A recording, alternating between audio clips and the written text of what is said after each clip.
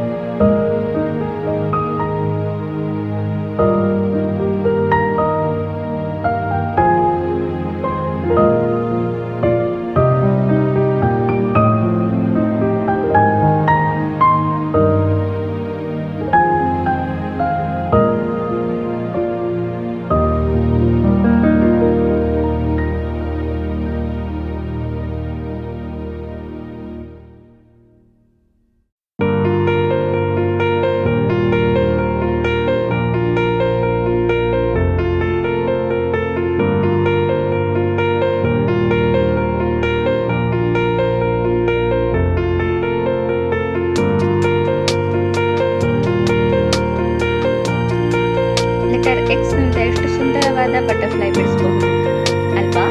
ಈ ವಿಡಿಯೋ ನಿಮಗೆ ಇಷ್ಟ ಆದಲ್ಲಿ ಖಂಡಿತ ಲೈಕ್, ಶೇರ್, ಸಬ್ಸ್ಕ್ರೈಬ್ ಆಗೋದನ್ನ ಮರಿಬೇಡಿ. ಧನ್ಯವಾದಗಳು.